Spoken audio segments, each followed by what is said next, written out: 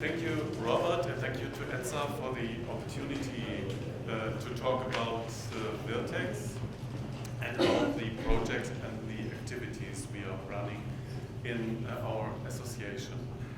I'm in a little dilemma now. I've got 10 minutes to speak, and I don't want to stress our translators with the 30%. I will do my very best to talk slowly, but to show you all the information to show. It's already said that we have the speciality of two associations in Germany. I will talk about that later or mention it again. Here's the agenda. I would like to show you the organization, the WIRTEX, the highlights of the year, talk about the working groups and the projects we are running, and then at the end give you some data about the German textile service market. As we just have 10 ordinary members, it's easy for me to show you all of them. You can see the logos here. Most of them are also members at ETSA level, at the European level. Beside those ordinary members which are offering textile service, we do have 75 members in the supply chain, and they represent all the sectors, almost all the sectors of the supply chain. WIRTEX was founded in 2013 and is representing about 52% of the German textile service turnover. We are located in Frankfurt, and our team exists of 3 persons. Let's go to the highlights of the year. One of the highlights is the yearbook. We are publishing it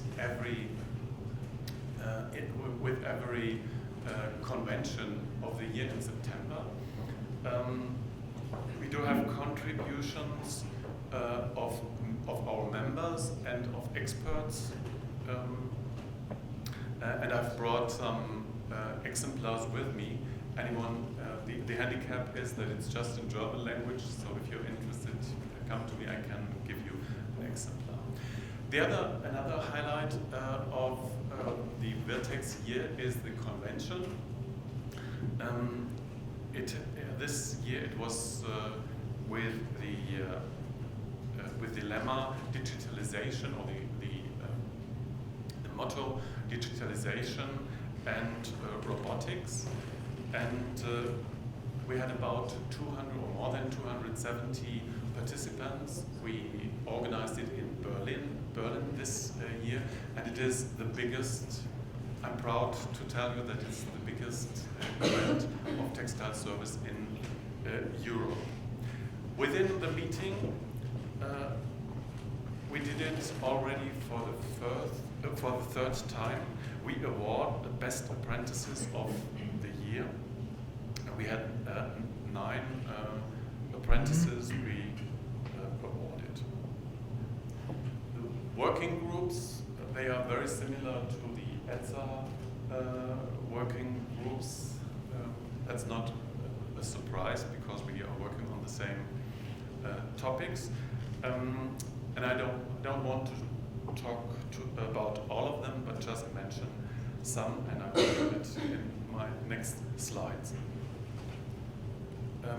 The group Corporate Social Responsibility and Sustainability is an important group of our association.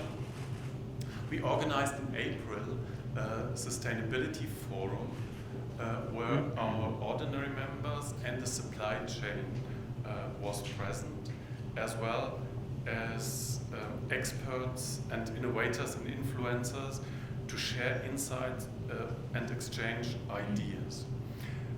And the topic was to increase the usage of sustainable garments, because if we ask our members, there are no very high percentages of usage at the moment. This is why we started a task force, a CSR task force, which is called Sustainability in Textile Service as a competitive advantage. And what we try, or what this group will do, it will talk about the advantages of textile service. We, as association, we say that textile service per se is a sustainable solution if you compare it with washing garments at home, for example. And we are gathering information about that, and then we would like to make a presentation and a communication campaign out with those results, and would like to direct us to sustainability-friendly sectors, like, for example, the hotel sector. Start with this sector to increase the usage of sustainable garments. Another project, which is from last year, is the cotton towel roll study. There was a former study from 2006, elaborated by ETSA, and our members said they need some more actual information. This is why we worked out a new study together with the sustainability agency ThinkStep. And I just want to refer to the results. In 8 of the parameters that we looked on, in 7 of the 8 parameters, we investigated the cotton rolls were better than paper towels, and just in the water consumption, the paper solution was better, but this is not due to the washing process, but to the growth of the cotton, which uses a lot of water. This study was a Europe-wide study, and it is published in German and in English, and anybody who's interested or would like to use that information can direct to WIRTEX or to ETSA, because it's published on those pages. The next group is workwear and PPE. It's a very important sector or segment for our companies. We will see that if we look to the turnover of our sector. We would like to make it mandatory to wash or to prepare PPE, and to do so because we think that textile service is the only solution that helps to maintain the protective function of PPE. This is something we would like to show. This is why we are running 2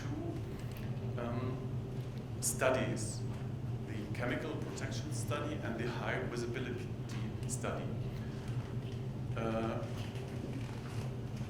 Talking about it on a nutshell, we compare washing PPE of those characteristics in the modus of home washing, and we wash it in textile service. And then we compare the protective function in both ways. And we do it together with a university because it has to be mutual. They would believe us if we just as an industry are doing it. This is why we do it with the help of a university. And we expect the first study being finished at the end of this year, and the second one started in September, and I think we will have the first results in February the next year. PPE compendium and guide is an instrument we will elaborate, which will have about 100 pages, and it should be used, the guide should be used for the end, for the wearer and the end user of PPE. We also organize a PPE dialogue with the supply chain, and we had more than 100 participants in the third year we are doing it. We had this meeting in June of this year. FNTU is our group for research, standards, technology, and environment. We started this year with a forum on machine innovation. It is a meeting where we had the fourth meeting 2 weeks ago. We invite one machine producer and the head of our technical departments. They discuss with them about their wishes and about their requirements. And at the beginning of those meetings, it was a bit difficult to get the machine producers on the table, because they didn't know what will happen in those meetings. But it was very effective, those meetings. Robert is mentioning time.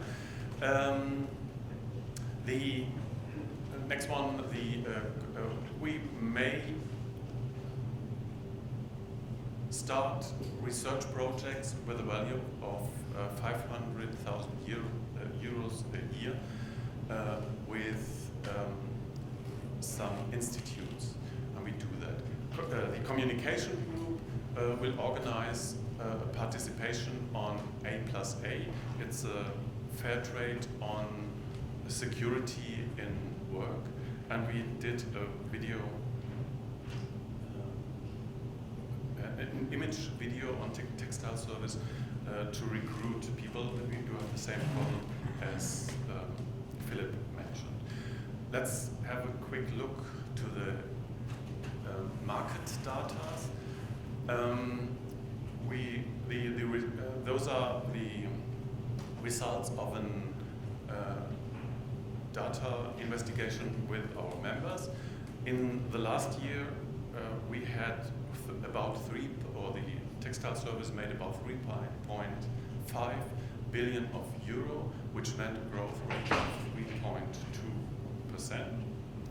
And here, look on the segment workwear, the biggest part, or the most important part, followed by healthcare, and then hotels, restaurant, catering, and followed by others, which means washroom, mats, and industrial wipers.